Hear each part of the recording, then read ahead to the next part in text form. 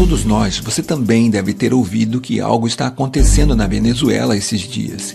E como sempre acontece nesses casos, somos inundados por notícias da grande mídia com seus próprios interesses. A começar com os mesmos refrões, com os conceitos criados para nos dar medo e não para nos informar. Surgem rapidamente palavras como repressão, ditadura, censura. Mas, como já estamos acostumados, os interesses de oligarquias, dos banqueiros, do Império Norte-Americano estão por trás dessas notícias. Vamos tentar fazer uma leitura mais profunda e entender o que realmente está acontecendo na Venezuela. É muito importante dar uma olhada na geopolítica. A primeira coisa que temos para saber é que a Venezuela tem as maiores reservas de petróleo conhecidas no mundo.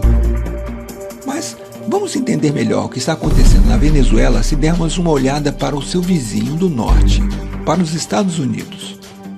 A sociedade americana é uma das maiores consumidoras dos derivados de petróleo do mundo. Primeiramente, no que diz respeito à gasolina, eles têm a mais alta taxa de carros por habitante do planeta. E obviamente existem outros derivados como plástico, roupas, cosméticos. Para sustentar essa sociedade dependente de petróleo, os Estados Unidos têm que importar 60 dos 100 barris que consomem. Vamos tentar dar uma olhada um pouco mais ampliada de onde vem o petróleo que é consumido nos Estados Unidos. Nesse sentido, o Oriente Médio é uma área-chave. Os Estados Unidos importam uma parte significativa do seu petróleo da Arábia Saudita, Catar, dos Emirados Árabes Unidos, e com esses aliados lançou-se uma estratégia para dominar politicamente a região. São esses interesses de energia, tanto de gás como de petróleo, que estão por trás da guerra do Iraque, da atual situação na Síria, da ocupação da Palestina e da intervenção na Líbia. Agora, uma vez que vimos tudo isso, um simples cálculo nos permitirá ver por que a Venezuela é tão importante para os Estados Unidos. O petróleo que vem do Oriente Médio atravessa o Estreito de Hormuz e segue seu caminho através do sul da África até chegar ao Texas. Esta viagem dura entre 40 e 45 dias. Em vez disso, o petróleo que vem da Venezuela leva apenas 4 a 5 dias para chegar aos Estados Unidos. Ao comparar o custo que significa importar petróleo do Oriente Médio e não da Venezuela, podemos entender muito claramente quais são os interesses norte-americanos nesta questão. Agora, é muito importante que entendamos como esses interesses determinaram a história da Venezuela.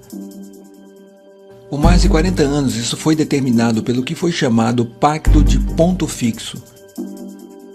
Foi um pacto político entre a Ação Democrática e o COPEI, o Comitê de Organização Política Eleitoral Independente. Através desse pacto, eles concordaram em um programa político comum, e a única coisa que mudava era que eles alternavam no poder de acordo com as eleições. Esses dois partidos de direita sequestraram completamente a democracia venezuelana por mais de 40 anos, defendendo apenas os interesses das oligarquias e deixando o povo venezuelano sem qualquer representação. O que eles garantiram durante os 40 anos no poder foi um petróleo barato para os Estados Unidos. Isso causou muita pobreza ao povo, que começou a se manifestar cada vez mais forte. Em fevereiro e março de 1989, essas manifestações já atingiram seu pico, até que foi chamado de Caracaço. Este marco histórico triste para a Venezuela significou a ordem do governo venezuelano para atirar nos manifestantes. Morreram mais de 3.000 pessoas em uma semana.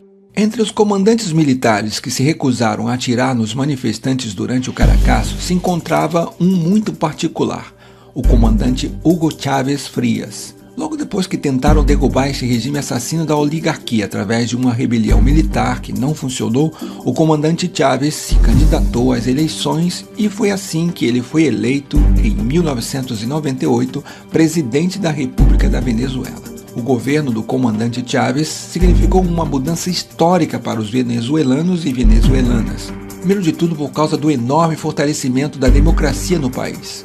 Começou reformulando de forma democrática todas as instituições do Estado através de uma Assembleia Constituinte. Nos 15 anos que levaram a Revolução Bolivariana, foi dada a cifra incrível de 19 eleições, das quais 18 foram vencidas pelo processo revolucionário. Esse processo de democracia representativa permanente também foi completado por um fortalecimento da democracia participativa na Venezuela.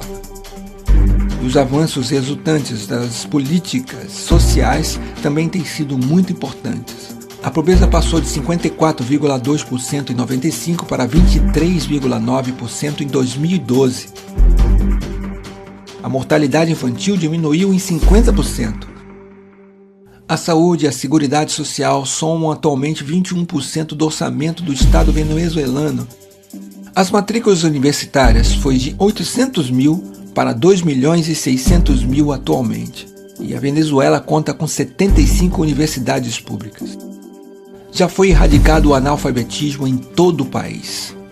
Obviamente, o Império Americano, vendo que pela primeira vez na história um governo venezuelano se ocupava muito mais com seu povo do que com os interesses norte-americanos e que o novo processo de união soberana e emancipadora da América Latina ameaçava sua hegemonia política, não ficou com os braços cruzados. Em 2002, apoiou claramente um golpe de Estado contra o governo democraticamente eleito de Hugo Chávez. Tendo falhado graças à mobilização popular, fomentou uma sabotagem econômica através de uma greve de petróleo com o apoio da oligarquia. No entanto, essa nova tentativa de desestabilização também falhou. A única coisa que mudou é que desta vez é uma nova estratégia, o que chamamos de golpe suave. O primeiro passo é a guerra econômica. Por mais que se tenha feito muitas mudanças na economia venezuelana, o país ainda depende muito das importações para satisfazer as suas necessidades básicas. E a mesma oligarquia que historicamente criou essa situação está tentando se aproveitar agora dela. Por um lado, alguns industriais ligados à oligarquia que quer acabar com o processo bolivariano está tentando criar escassez de produtos básicos para criar descontentamento na população. E do outro lado, alguns setores importadores que também querem acabar com esse processo estão especulando com dólares em vez de usá-los para importar produtos de necessidades básicas para o país. Isso demonstra mais uma vez o cinismo da oligarquia venezuelana disposta a tudo para voltar ao poder. Agora vamos ver o segundo e talvez o mais importante dos eixos do golpe suave. Este é a manipulação midiática. A oposição golpista venezuelana tem duas facetas, uma que se mostra pacífica e a outra que é claramente violenta. E certos meios de comunicação, tanto na Venezuela como no exterior, se converteram no eixo central dessa estratégia de golpe suave. Ao manipular de forma totalmente vergonhosa os fatos que estão acontecendo na Venezuela, eles querem fazer o mundo acreditar que o governo venezuelano está reprimindo duramente simples manifestantes pacíficos. Mas esse roteiro nós já conhecemos e não cairemos mais facilmente nessa armadilha.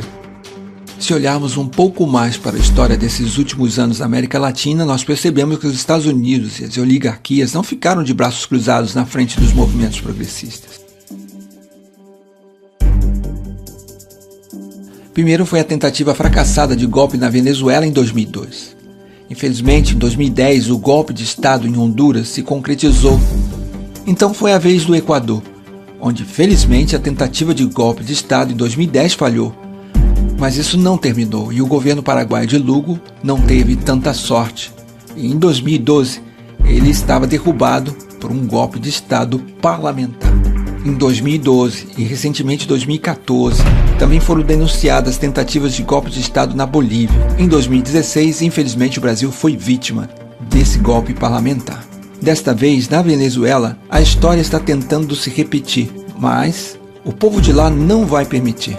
O povo latino-americano tem aprendido muito com o passado, por isso não vai mais deixar o Império Norte-Americano e as oligarquias locais conseguirem tirar o processo de mudança em que se encontram.